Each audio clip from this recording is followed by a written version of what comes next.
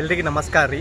ನಾನು ಧಾರವಾಡಕ್ಕೆ ಬಂದು ಓದ್ತೀನಿ, ನಾನು ಗೌರ್ಮೆಂಟ್ ಜಾಬ್ ತಗೋತೀನಿ ಅನ್ನೋ ಆಸೆಯಿಂದ ಧಾರವಾಡಕ್ಕೆ ಬರೋರೆಲ್ಲ ಇಷ್ಟಪಟ್ಟು ಧಾರವಾಡಕ್ಕೆ ಬರ್ತಾರೆ. ಆದರೆ ಅವ್ರಿಗೆ ಗೊತ್ತಿರಲ್ಲ ಇಲ್ಲಿ ಎಷ್ಟು ಖರ್ಚು ಬರ್ತದೆ ಮತ್ತು ಯಾವ ರೀತಿ ಜೀವನ ಇರ್ತದೆ, ನಮ್ಮ ಒಂದು ಸ್ಕೆಡ್ಯೂಲ್ ಏನಾಗಿರ್ತದೆ ಮತ್ತು ಹೇಗೆ ನಾವು ಇಲ್ಲಿ ಪರಿಸ್ಥಿತಿಯನ್ನು ನಿಭಾಯಿಸಬೇಕು ಅನ್ನೋದು ಗೊತ್ತಿರಲ್ಲ. ಇವತ್ತಿನ ವಿಡಿಯೋದೊಳಗಡೆ ನಾನು ಯಾವ ರೀತಿ ಮತ್ತು ಹೇಗೆ ಏನೋ ಎಷ್ಟು ದಿನ ಆಯಿತು ನಾವು ಧಾರವಾಡಕ್ಕೆ ಬಂದು ಹೆಂಗೆ ಓದ್ತಾ ಇದ್ದೀನಿ ಮತ್ತು ಏನು ಮಾಡ್ತಾ ಇದ್ದೀನಿ ಅನ್ನೋದನ್ನು ನಿಮಗೆ ನಾನು ಈ ವಿಡಿಯೋ ಮುಖಾಂತರ ಹೇಳೋಕ್ಕೆ ಇಷ್ಟಪಡ್ತೀನಿ. ನೀವೇನಾದರೂ ಫಸ್ಟ್ ಟೈಮ್ ಎಜುಕೇಟಿವಿಟಿಗೆ ಭೇಟಿ ಕೊಡ್ತಾ ಇದ್ದರೆ ಇನ್ನೂವರೆಗೆ ಸಬ್ಸ್ಕ್ರೈಬ್ ಆಗದೇ ಇದ್ದರೆ ಈ ಕೂಡಲೇ ಸಬ್ಸ್ಕ್ರೈಬ್ ಮಾಡ್ಕೊರಿ. First of all Warren Buffett ಅವರು ಒಂದು ಮಾತು ಹೇಳ್ತಾರೆ, ಏನಂತಂದ್ರೆ idiot a plan, okay, idiot comes with a plan, he definitely succeed, but without a plan intelligent cannot succeed ಅಂತ. ಅಂದರೆ ಯಾರು ಒಂದು ಉದ್ದೇಶ, ಒಂದು ಸ್ಪಷ್ಟವಾದ ಗುರಿ, ನಾನು ಯಾವ ಪರೀಕ್ಷೆಗೆ ಓದ್ತೀನಿ, ಎಷ್ಟು ತಿಂಗಳು ಓದ್ತೀನಿ ಅನ್ನೋ ಇಟ್ಕೊಂಡು ಬರೋರು ಸಾಮಾನ್ಯವಾಗಿ ಈ ಒಂದು ಸ್ಪರ್ಧಾತ್ಮಕ ಪರೀಕ್ಷೆ ಒಳಗಡೆ ಗೆಲ್ತಾರ. ಈಗ ಧಾರವಾಡಕ್ಕೆ ಅಥವಾ ಬಿಜಾಪುರಕ್ಕೆ ಅಥವಾ ಬೆಂಗಳೂರಕ್ಕೆ ನೀವು ಎಲ್ಲಿ ಬೇಕಾದರೂ ಹೋಗ್ಬೋದು. ಇವತ್ತಿನ ದಿನ ನಾನು ಕೇವಲ ಧಾರವಾಡದ ಬಗ್ಗೆ ಅಷ್ಟೇ ಹೇಳ್ತೀನಿ. ಧಾರವಾಡಕ್ಕೆ ನೀವು ಬರೋದಾದರೆ ನೀವು ಧಾರವಾಡದೊಳಗಡೆ ಸಪ್ತಾಪುರದಿಂದ ಹಿಡ್ಕೊಂಡು ಸಪ್ತಾಪುರ ಮತ್ತು ಸರ್ವಮಂಗಳ ಮತ್ತು ಜಯನಗರ ಮತ್ತು ಈ ಶ್ರೀನಗರ ಮತ್ತು ಶಿವಾಲಯದ ಅಕ್ಕಪಕ್ಕದೊಳಗಡೆ ಅಥವಾ ಕಲ್ಯಾಣ ನಗರದ ಪ್ರದೇಶದೊಳಗಡೆ ನೀವೇನು ಮಾಡ್ಬೋದು, ಚೆನ್ನಾಗಿ ಓದ್ಬೋದು. ಇಲ್ಲಿ ಬಂದುಬಿಟ್ಟು ನಿಮಗೆ ಓದಲಿಕ್ಕೆ ಅಂತ ಪಿ ಜಿ ಕೂಡ ಸಿಗ್ತಾವೆ. ಪಿ ಜಿ ಅಂತಂದರೆ ಸಾಮಾನ್ಯವಾಗಿ ಬಿಲ್ಡಿಂಗ್ಸ್ ಎಲ್ಲ ಇರ್ತಾವೆ. ಬಿಲ್ಡಿಂಗ್ಸ್ ಒಳಗಡೆ ನಿಮಗೆ ಏನು ರೂಮ್ಸ್ ಎಲ್ಲ ಇರ್ತಾವೆ. ಆ ರೂಮ್ ಒಳಗಡೆ 2ರಿಂದ 3 ಮಂದಿ ಅಥವಾ 4 ಜನದ ಕಾಟ ಕೊಡ್ತಾರೆ. ಕಾಟ ಅಂದರೆ ಬೆಡ್ ಕೊಡ್ತಾರೆ, ಅದ್ರೊಳಗಡೆ ನೀವು ಮಲ್ಕೋಬೇಕು. ಸೊ ನಿಮಗೆ ಅಲ್ಲೆಲ್ಲ ಅವು ಏನು ಸೌಲಭ್ಯಗಳಿರ್ತಾವೆ, ಬಿಸಿನೀರ್ದಾಗಿರ್ಬೋದು. ಮತ್ತು ಅದೇ ರೀತಿಯಾಗಿ ನೀವು ಕೆಲವೊಂದು ಕಡೆ ಬಿಸಿನೀರು ಬರೋದಿಲ್ಲ, ಸೊ ಅದಾಗಿರ್ಬೋದು. ಅಥವಾ ನಿಮಗೆ ಅಲ್ಲಿ ಕ್ಲೀನ್ನೆಸ್ಸನ್ನು ಮೇಂಟೈನ್ ಮಾಡ್ತಾರೆ. ಬಟ್ ಏನಪ್ಪ ಅಂತಂದರೆ ನೀವು ಏನಾದರೂ ಪಿ ಜಿ ಮಾಡಿದರೆ ನೀವು ಅಲ್ಲಿ ಓದ್ಲಿಕ್ಕೆ ಆಗೋದಿಲ್ಲ ಅಂತಂದರೆ ಏನು ಕಾಟದಲ್ಲಿ ಅದು ಬೆಡ್ ಮೇಲೆ ಓದ್ಲಿಕ್ಕೆ ಆಗೋದಿಲ್ಲ. ಸೊ ನೀವು ಲೈಬ್ರರಿ ಮಾಡಲೇಬೇಕಾದಂಥ ಪರಿಸ್ಥಿತಿ ಎದುರಾಗ್ತದೆ.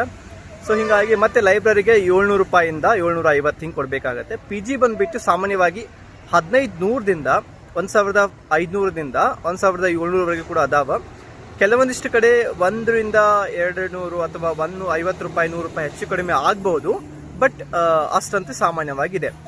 ಇನ್ನು ನೀವು ಅಲ್ಲಿಯ ಊಟ ಬಂದುಬಿಟ್ಟು ನೀವು ಊಟಕ್ಕೋಸ್ಕರ ಹೊರಗಡೆನೆ ಮಾಡಬೇಕಾಗತ್ತೆ. ಪಿ ಜಿ ಮಾಡಿದರೆ ಸಾಮಾನ್ಯವಾಗಿ ಹೊರಗಡೆ ಊಟ ಡಿಪೆಂಡ್ ಅಪಾನ್ ಆಯಾ ಖಾನಾವಳಿ, ಆಯಾ ಮೆಸ್ ಮೇಲೆ ಸಂಬಂಧಪಡ್ತದೆ. ಸಾಮಾನ್ಯವಾಗಿ 2400 ರೂಪಾಯಿಂದ ಹಿಡ್ಕೊಂಡು ಅಂದರೆ 2400 ಅಥವಾ 2500 ಹಿಂಗಿದಾವ. ಕೆಲವೊಂದು ಕಡೆ 2700 ರೂಪಾಯಿ ಕೂಡ ತಗೊಳ್ತಾರೆ. ಈಗ ನಾವು ಒಂದು ಅಂದಾಜು ಏನು ಇಟ್ಕೋಬೋದು, 2500 ರೂಪಾಯಿ ಅಂತ ಇಟ್ಕೋಬೋದು. ಇದರಲ್ಲಿ ನಿಮಗೆ 60 ಊಟ ಸಿಗ್ತಾವ. 60 ಊಟ ಅಂತಂದರೆ ಸಾಮಾನ್ಯವಾಗಿ ದಿನಕ್ಕೆ 2 ಊಟ, ಹಾಗೆ 30 ದಿನಕ್ಕೆ 60 ಊಟ ಅಂತ ಆಗುತ್ತೆ. ಮತ್ತು 30 ನಾಷ್ಟ ಸಿಗ್ತಾವ. ನಾಷ್ಟ ಅಂತಂದರೆ ನಾವೇನು ಹೇಳ್ತೀವಿ, ಬೆಳಗಿನ ಉಪಹಾರ ಸಿಗ್ತದೆ ನಿಮಗೆ. ಒಟ್ಟು ಒಂದು ತಿಂಗಳಿಗೆ 2500 ರೂಪಾಯಿ ಬರೀ ಕೇವಲ ಹೊರಗಡೆ ನೀವು ಊಟ ಮಾಡಿದರೆ ಈ ರೀತಿ ಆಗ್ತದೆ ಅಂತ ಅರ್ಥ ಆಗ್ತದೆ. ಇನ್ನು ಲೈಬ್ರರಿ ಬಂದುಬಿಟ್ಟು 700 ಅಥವಾ 750 ರೂಪಾಯಿ ಆಗ್ತದೆ. ಒಟ್ಟಾರೆಯಾಗಿ ನಾವು ಏನು ನೋಡ್ಬೋದು ಅಂತಂದರೆ ನೀವು ಪಿ ಜಿ ಮಾಡಿದರೆ 1500 ರೂಪಾಯಿ, ಊಟ ಮಾಡಿದರೆ 2500 4000 ರೂಪಾಯಿ, ಮತ್ತು ಲೈಬ್ರರಿ ಮಾಡಿದರೆ ಇನ್ನೊಂದು 700 ಅಥವಾ 750, ಕೆಲವೊಂದು ಕಡೆ 650 ಕೂಡ ಇದೆ. ಬಟ್ ಸಾಮಾನ್ಯವಾಗಿ 600 ರೂಪಾಯಿ ಮೇಲ್ಗಡೆನೆ ಕಂಡು ಬರ್ತಾವೆ. ಒಟ್ಟಾರೆಯಾಗಿ ಒಂದು 5000 ರೂಪಾಯಿಗಳು ನಿಮಗೆ ಸಾಮಾನ್ಯವಾಗಿ 5000 ರೂಪಾಯಿ ನಿಮಗೆ ಖರ್ಚು ಬಂದೇ ಬರ್ತದೆ. ಇನ್ನು ಇಲ್ಲಿನ ಪರಿಸ್ಥಿತಿ ಹೆಂಗಂತಂದ್ರೆ ನೀವು ಚೆನ್ನಾಗಿ ಓದ್ಬೋದು. ಇಲ್ಲಿ ಒಂದು ಒಳ್ಳೆಯ ವಾತಾವರಣದಲ್ಲಿ ಬೆಳಿತೀರಿ. ಮತ್ತು ಇಲ್ಲಿ ವಿದ್ಯಾರ್ಥಿಗಳು ಹಾಗೆ ಇರ್ತಾರೆ. ನಿಮಗೆ ವೆರಿ ಟಫ್ ಕಾಂಪಿಟೇಷನ್ ಅನ್ನು ನಾವು ಕಂಡು ಬರೋದು ಸಾಮಾನ್ಯವಾಗಿ ನೋಡ್ತೀವಿ. ಇಲ್ಲಿ ಯಾವ ವಿದ್ಯಾರ್ಥಿ ಕೂಡ ಇಲ್ಲಿ ನಾನು ಬೇರೆ ಕೆಲಸ ಮಾಡಬೇಕನ್ನುವಂಥ ಉದ್ದೇಶನೇ ಇರಲ್ಲ. ಅಂತಂದರೆ ಅಷ್ಟು ಗಟ್ಟಿಯಾಗಿ ಅಷ್ಟು ನಿಖರತೆಯಿಂದ ಬಂದು ಓದ್ತಾ ಇರ್ತಾರೆ. ಅವ್ರನ್ನೆಲ್ಲ ನಮಗೆ ಒಂದು ರೀತಿಯೊಳಗೆ ಸ್ಫೂರ್ತಿ ಅಂತ ಹೇಳ್ಬೋದು. ಮತ್ತು ನಾವು ಅಕ್ಕಪಕ್ಕದೊಳಗೆ ಓದೋರ ಜೊತೆ ಇದ್ದರೆ ನಮಗೂ ಕೂಡ ಓದಬೇಕನ್ನೋ ಆಸೆ ಹುಡ್ತದೆ, ಛಲ ಬರ್ತದೆ. ಇವೆಲ್ಲ ವಿಷಯಗಳನ್ನು ನಾವು ಸಾಮಾನ್ಯವಾಗಿ ನೋಡ್ತೀವಿ. ಮತ್ತು ಇನ್ನೊಂದು ಏನಪ್ಪ ಅಂತಂದರೆ ನಮಗಿಲ್ಲಿ ಒಳ್ಳೆಯ ಸ್ನೇಹಿತರು ಕೂಡ ಸಿಗ್ತಾರೆ ಮತ್ತು ಕೆಟ್ಟ ಸ್ನೇಹಿತರು ಕೂಡ ಸಿಗ್ತಾರೆ. ನಾವು ಹುಡ್ಕೋಬೇಕಾಗಿರೋದು ನಮ್ಮ ಇದಕ್ಕೆ ವಿಚಾರಕ್ಕೆ ಬಿಟ್ಟಿರೋದು. ನಾನು PG ವಲ್ಯಪ್ಪ ಅಂತಂದರೆ ನಿಮಗೆ ರೂಮ್ ಕೂಡ ಸಿಗ್ತಾವ.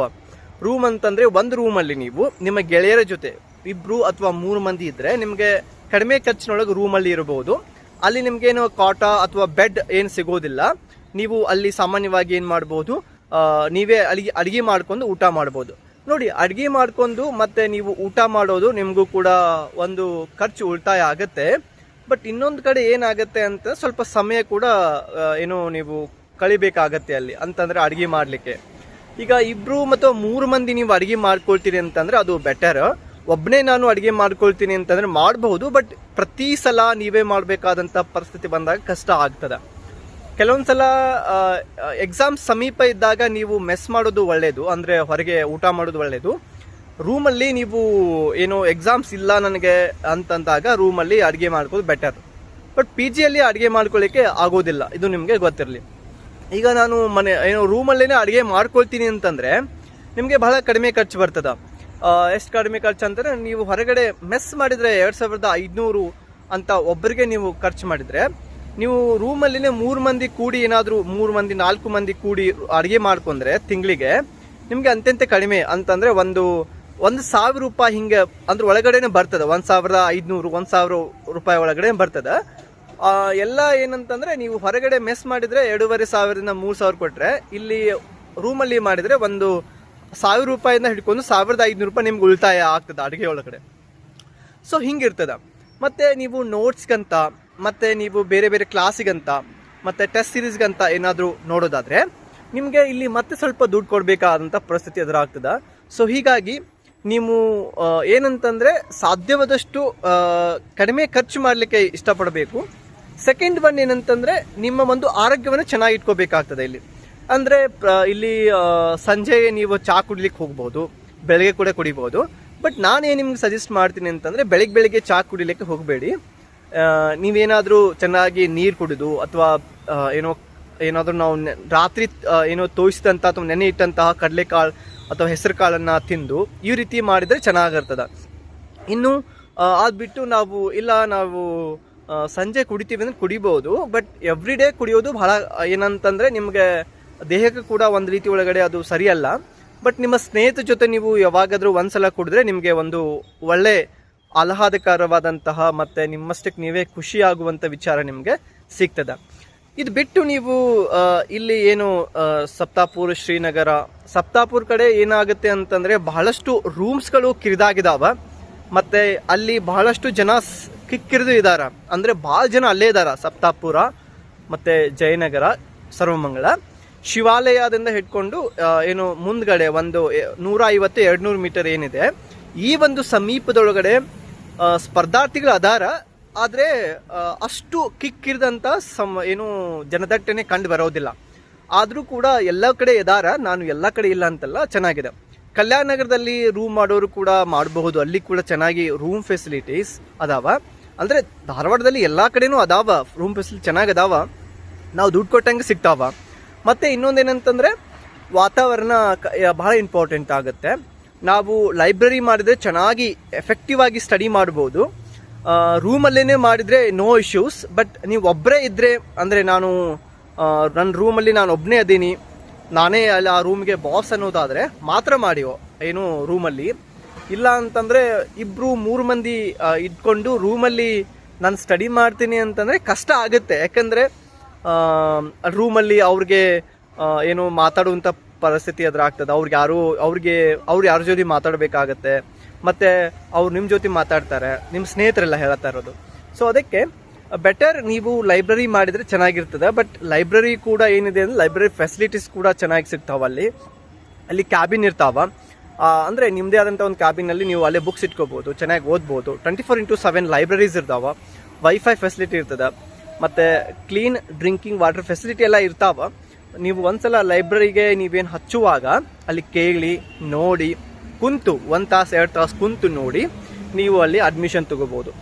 ಮತ್ತು ಇನ್ನೂ ಹೆಂಗಿದೆ ಅಂತಂದರೆ ಇಲ್ಲಿ ನೀವು ಲೈಬ್ರರಿ ಹಚ್ಚುವಾಗ 1 ತಿಂಗಳದ್ದು ಮಾಡಿದರೆ ನಿಮಗೆ 650-700 ರೂಪಾಯಿ ಹಿಂಗಿದೆ.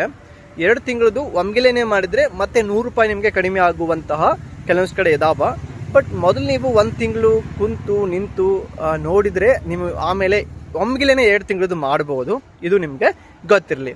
ಮತ್ತು ಇದು ಬಿಟ್ಟು ನೀವು ಇಲ್ಲಿ ಬುಕ್ ಸ್ಟಾಲ್ಸ್ ಕೂಡ ನಿಮಗೆ ಕಡಿಮೆ ಬೆಲೆ ಒಳಗಡೆ ನಿಮಗೆ ಬುಕ್ ಸ್ಟಾಲ್ಸ್ಗಳಲ್ಲಿ ಬುಕ್ಸ್ ಸಿಗ್ತಾವ. ಬೇರೆ ಬೇರೆ ಬುಕ್ ಸ್ಟಾಲ್ಸ್ ಅದಾವ, ಇಲ್ಲಿ ಚೆನ್ನಾಗಿದ್ದಾವ. ನಿಮ್ಮ ಸ್ನೇಹಿತರು ಕೂಡ ಇಲ್ಲಿ ಬಂದಾಗ ಹೇಳ್ತಾರೆ ನಿಮಗೆ, ದಯವಿಟ್ಟು ಅದನ್ನು ಯೂಸ್ ಮಾಡ್ಕೊರಿ. ಮತ್ತು ಇನ್ನೊಂದು ಇಲ್ಲಿ ಅಡ್ವಾಂಟೇಜ್ ಏನಂತಂದರೆ ಇಲ್ಲೆಲ್ಲ ಕೆಲವೊಂದಿಷ್ಟು ಕಡೆ ಫ್ರೀ ಕ್ಲಾಸಸ್ಗಳು ಇರ್ತಾವ, ಫ್ರೀ ಓರಿಯೆಂಟೇಷನ್ ಸೆಮಿನಾರ್ಸ್ಗಳು ಇರ್ತಾವೆ, ಅದಕ್ಕೆ ಅಟೆಂಡ್ ಮಾಡ್ಬೋದು. ಮತ್ತು ಸಂಡೇ ನೀವು ಟೆಸ್ಟ್ಗಳನ್ನೇ ಬರಿಬೋದು, ಫ್ರೀ ಟೆಸ್ಟ್ ಸೀರೀಸ್ ಬರಿಬೋದು. ಕೆಲವೊಂದಿಷ್ಟು ಕಡೆ ಏನಿದೆ ಅಂತಂದರೆ ಇಲ್ಲಿ ನೀವು ರೊಕ್ಕ ಕೊಟ್ಟು ಬರಿಬೇಕಾಗತ್ತೆ, 20 ರೂಪಾಯಿ 50 ರೂಪಾಯಿ ಹಿಂಗೆ. ಬಟ್ ನಾನು ಗೊತ್ತಿರೋ ಪ್ರಕಾರ ಇಲ್ಲಿ ಉಚಿತವಾಗಿ ಮಾದರಿ ಪರೀಕ್ಷೆಗಳು ನಡೆಸ್ತಿರ್ತಾರೆ, ಅವುಗಳಿಗೆ ನೀವು ಸೇರ್ಕೋಬೋದು. ಮತ್ತು ಏನಾದರೂ ಚೆನ್ನಾಗಿರುವಂಥ ನೋಟ್ಸ್ಗಳು ಇದ್ದರೆ ನಿಮಗೆ ಮಾರ್ಕೆಟಲ್ಲಿ ಬೇಗನೆ ಸಿಗ್ತಾವ.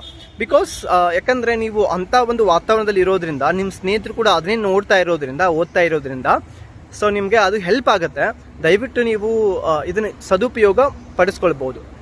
ಇನ್ನೊಂದು ಏನಂತಂತಂದರೆ, ಈಗ ಉದಾಹರಣೆಗೆ ಪ್ರತಿಯೊಂದು ಏನು ನಾವು ಕ್ಲಾಸಲ್ಲಿ ಕೂಡ, ಅಂದರೆ ಯಾವುದಾದ್ರೂ ಕೂಡ ಉಚಿತವಾದಂಥ ಕ್ಲಾಸ್ಗಳು ಇದ್ದರೆ ಅಲ್ಲಿ ಹೋಗಿ ಕಲೀಲಿಕ್ಕೆ ಅವಕಾಶ ಇರ್ತದೆ. ಮತ್ತು ಸಾಮಾನ್ಯವಾಗಿ ನಾನು 24 ತಾಸು ಓದ್ತೀನಿ ನಾನು ಇಲ್ಲಿ ಅಂತಂದರೆ ಓದಲಿಕ್ಕೆ ಆಗೋದಿಲ್ಲ. ನಾವು ಬೆಳಿಗ್ಗೆ ಬಹಳ ಬೇಗನೆ ಎದ್ದು ಓದಿದ್ರೆ ಚೆನ್ನಾಗಿರ್ತದೆ.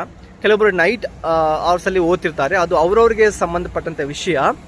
ಬಟ್ ನಾವು ಕನಿಷ್ಠ ಆದರೂ ಕೂಡ ಒಂದು 10ರಿಂದ 12 ತಾಸಾದರೂ ಕೂಡ ಓದ್ಬೋದು ಇಲ್ಲಿ, ಹಂಗಿರ್ತದೆ.